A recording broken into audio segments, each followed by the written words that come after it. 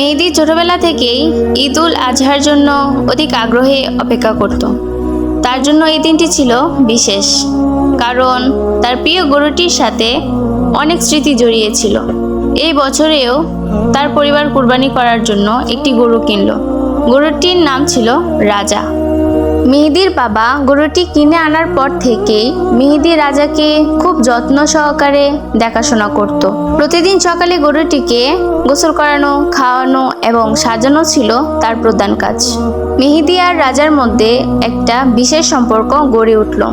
তারা একে অপরের সাথে অনেক সময় কাটাতো। কিন্তু ঈদের আগের দিন সন্ধ্যায় একটি মর্মান্তিক ঘটনা ঘটল। মেহেদী এবং তার পরিবার রাতে খাবার খাচ্ছিল। তখন হঠাৎ করে গরুর ঘর থেকে একটি চিৎকার শোনা গেল।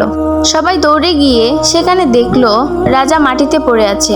তার আশেপাশে কয়েকজন চোর দাঁড়িয়ে আছে। চোরেরা গরুটি চুরি করতে এসেছিল, কিন্তু ধরা পড়ায় ভয়ে গরুটিকে মেরে ফেললো। মেহেদীর চোখে জল চলে এলো। সে তার প্রিয় রাজার পাশে বসে কান্না করতে লাগলো। তার বাবা চোরদের ধাওয়া করলো, কিন্তু তারা পালিয়ে গেল।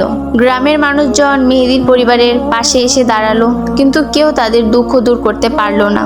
ঈদের দিনে সকালে মেহেদী ফজরের নামাজ শেষে বাড়ি ফিরলো। তার মন খুবই খারাপ ছিল। তার বাবা মা তাকে সান্ত্বনা দিলেন, বললেন, মেহেদী, আমরা হয়তো এবার কুরবানি করতে পারবো না, কিন্তু আমাদের মন থেকে আল্লাহর প্রতি কৃতজ্ঞতা থাকা উচিত। তিনি আমাদের যা দিয়েছেন তা নিয়েই আমরা খুশি থাকব। মেহেদী কিছুটা ধৈর্য ধরে নিজেকে সামলে নিল। গ্রামের লোকেরা তাদের বাড়িতে এসে কিছু মাংস দিয়ে গেল। মেহেদী দেখলো মানুষের মধ্যে সহযোগিতা মনোভাব কতটা গুরুত্বপূর্ণ। সবার মাঝে ভালোবাসা আর সহমর্মিতা বন্ধন আরো দৃষ্টি হয়ে উঠল। ঈদের এই দুঃখজনক ঘটনাটি মেহেদীকে জীবনের একটি বড় শিক্ষা দিল। সে বুঝতে পারল ত্যাগের আসল ধর্ম এবং ধৈর্যের গুরুত্ব। তার প্রিয় রাজা হারিয়ে গেলেও তার স্মৃতিরা মেহেদীর মনে চিরকাল বেঁচে থাকবে। এরকম গল্প পেতে আমার চ্যানেলটা সাবস্ক্রাইব করে দিবে এবং একটি লাইক কমেন্ট করে দেবে।